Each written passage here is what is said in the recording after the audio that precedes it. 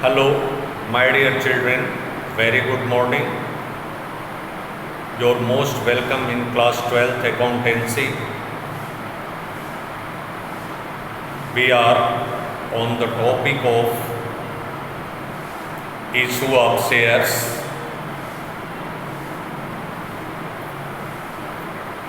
We are going through the practical questions,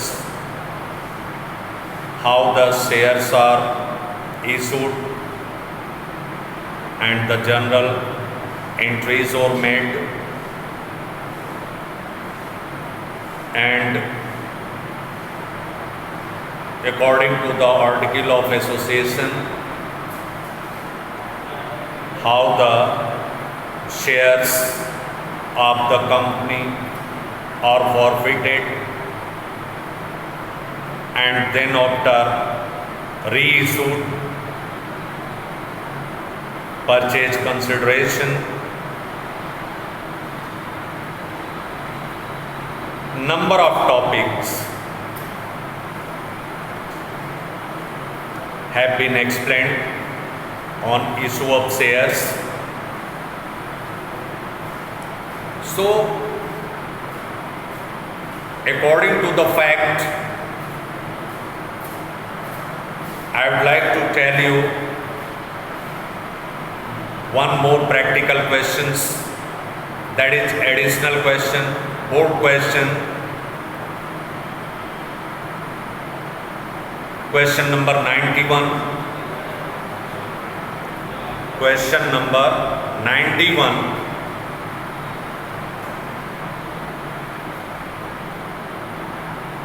Now, dear children, you can see the question number 91 that is given in your textbook, and it was the method and procedure I have already explained for the sake of you.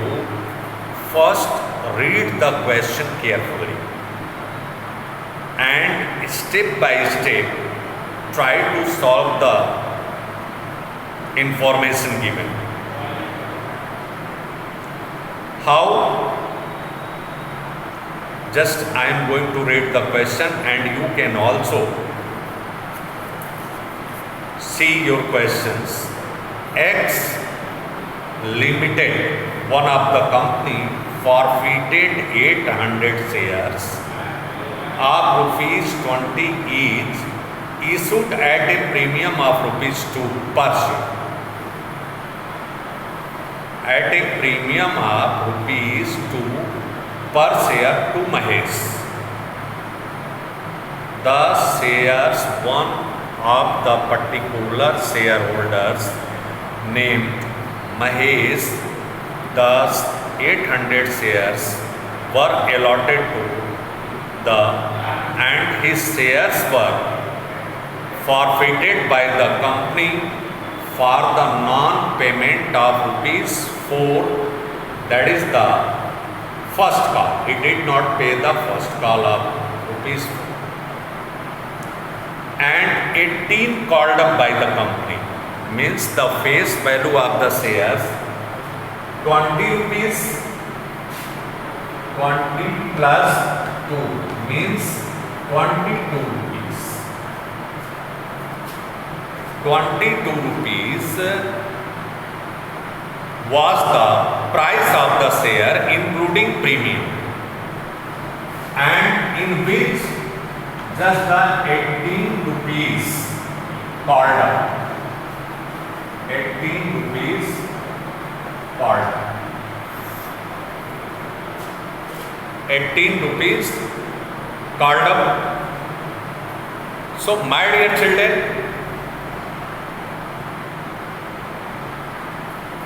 and the particular fellow did not pay the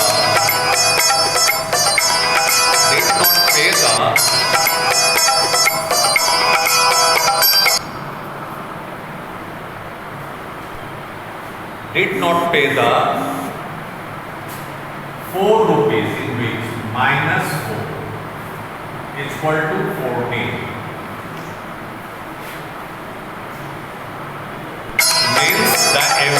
paid by him is equal to 14 rupees. Amount paid by him rupees 14. Now this way we can do it. How? Step by step, the shares capital debited, whatever the money called by the company, the share capital will be reduced. So share capital account debit, share capital account debit 800 into 18.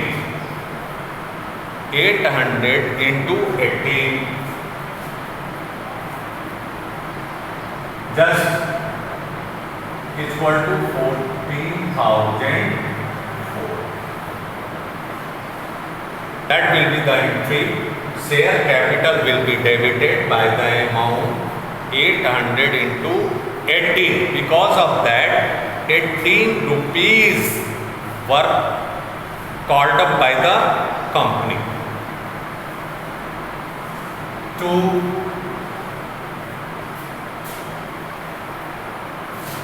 Next one, 2. Non-payment. 2. Share first call. 2. Share first call. This one is the non-payment by the defaulter shareholder. 2. Share first call.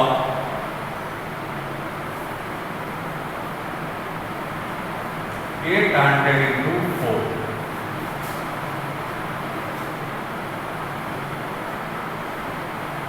3,200. 3,200. And rest of the amount will be forfeited by the company. Whatever the payment made by the defaulter shareholders, that will be forfeited by the company to share forfeiture. To share forfeiture. To share forfeiture account. The amount will be the difference amount, or we can see 800 into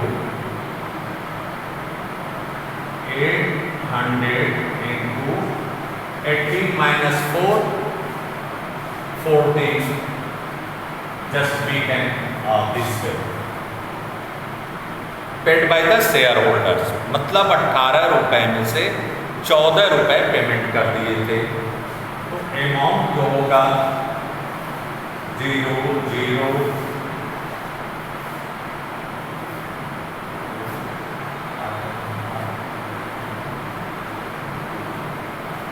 11,200। 8 चौक 32 के 2, 8 एकम 8 3 11, 11,200। That will be the amount of forfeiture.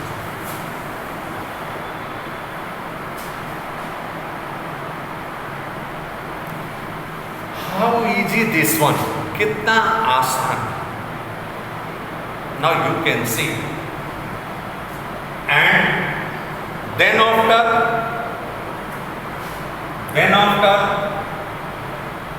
out of these shares, 300 shares are being issued by the company.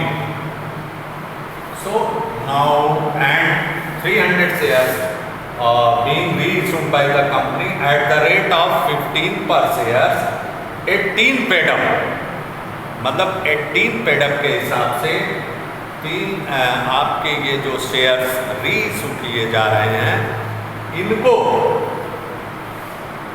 15 रुपए के भाव से पैसा मिल रहा है, जबकि चाहिए 18 के भाव से पेडअप करना। तो आप लिखेंगे bank account debit, bank account debit, bank account debit कितने शेयर रीच किए जाए 300 इंटू 15 के हिसाब से मिलना 4500, जबकि 18 के हिसाब से पेडअप है तो अमाउंट चाहिए कितना, एक छोटा सा वर्किंग नोट और little bit of the working note required per year means 300 shares into 18 equal to 5400, 5400, just you can see, and whatever the amount received by the company, only 4500, difference amount minus 4500, 900 will be taken from the whatever the share forfeited of the amount of 300 shares. So we can write over here share forfeiture account debit, share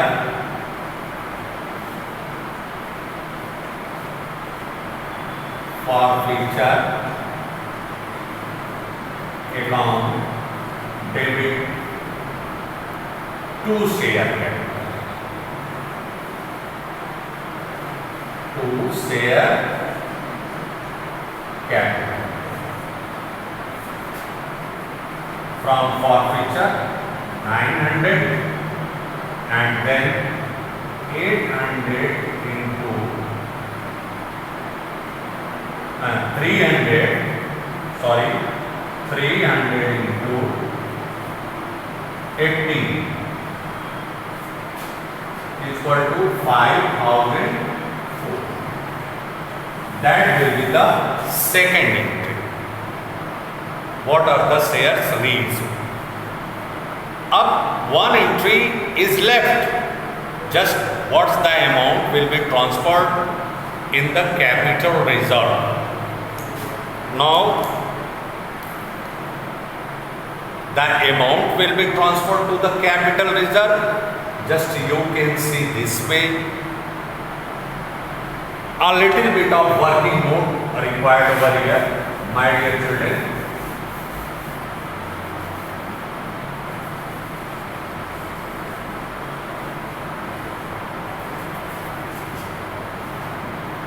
Just you can see when the company forfeited 800 shares, the amount of forfeiture is equal to 11,200. Means 800 share जब company जब्त कर रही है तो forfeiture का amount है 11,200. तो only one share, the amount of only one share का फॉरफिटेड अमाउंट कितना होगा? तो आप क्या करेंगे 11,200 अपॉन 800 इंटू 300 का निकाल लेंगे आप। एक का जब निकल गया तो 300 का। अब ये देखिए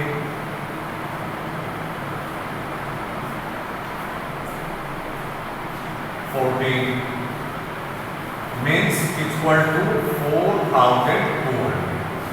300 शेयर का जो फॉरफिटेड अमाउंट होगा वो 4,200 का,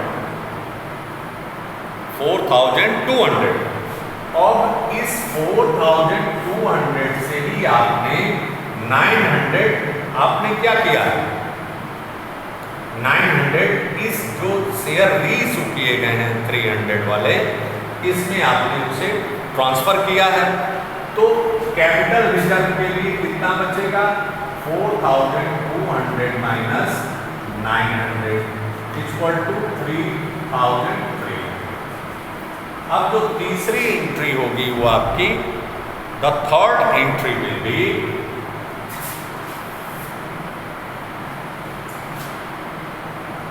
share forfeiture account debit,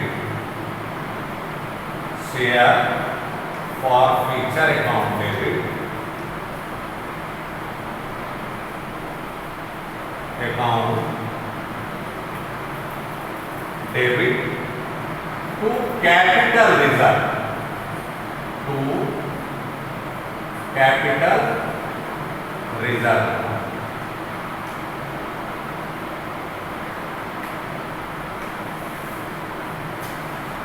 capital reserve account 3,300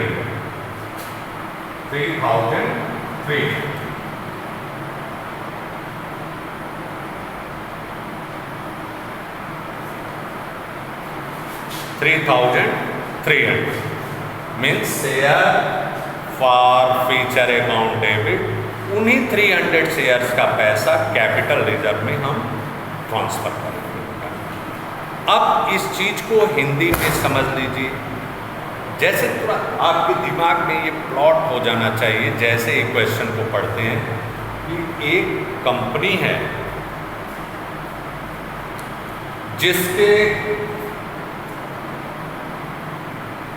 20 रुपए वाले शेयर हैं, एक शेयर का दाम 20 रुपए है, 2 रुपए प्रीमियम पर इसने इशू किया था, पब्लिक ने उसको सब्सक्राइब किया और उसके बाद वो शेयर बेटा हो गया 22 रुपए का। 2 रुपए प्रीमियम यदि उसमें इंक्लूड कर दिया गया तो आप देखेंगे 22 रुपीज़ का एक शेयर हो गया। 800 शेयर्स उस कंपनी जब्त कर रही है।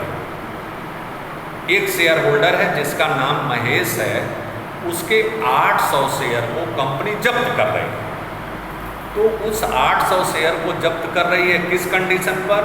4 रुपए के हिसाब से उसने पेमेंट नहीं किया था फर्स्ट कॉल का, और कंपनी ने 22 रुपए में से 18 रुपए ही मांगा था। कंपनी ने 22 रुपए में से 18 रुपए ही मांगा गया था। तो अब जितना पैसा मांगा गया था हमारी शेयर कैपिटल उतने से ही रिड्यूस होगी। आप यहाँ पर देखें तो पहली एंट्री जो बनाएंगे शेयर कैपिटल अकाउंट डेबिट, वो होगा बेटा 800 गुणे 18 रुपये कंपनी के द्वारा मांगे गए हैं। 14,400 रुपये कंपनी के शेयर कैपिटल में आना चाहिए। और शेयर फर्स्ट कॉल पर उसने कितना पैसा नहीं दिया था? 800 रुपये 4। एज्यूम कर लिया गया कि प्रीमियम का अमाउंट नहीं लिया गया। 800 रुपये 4, तो 800 गुणे 4 मतलब 3200 रुपये उसने पेमेंट नहीं किया है। तो पेमेंट कितने का किया है? 4 रुपये नहीं किया 18 रुपये में से, तो 14 रुपये का। तो 11,200 रुपये का पेमेंट वो कर चुका है। उसी अमाउंट को जब्त किया गया तो लिखा गया to share forfeiture account 800 × 40। सीधा सा सवाल। अब इस शेयर को क्या किया जा रहा है बेटा? रीइशू किया जा रहा है मार्केट में, पुनः बेचा जा रहा है कंपनी के द्वारा। कैसे? 18 रुपये पे करना है, लेकिन सिर्फ 15 रुपये के हिसाब से, मतलब 3 रुपये का डिस्काउंट है। तो 3 रुपये का जो डिस्काउंट है 300 शेयर का, तो वो जो है 3 त्रिका 900 रुपये।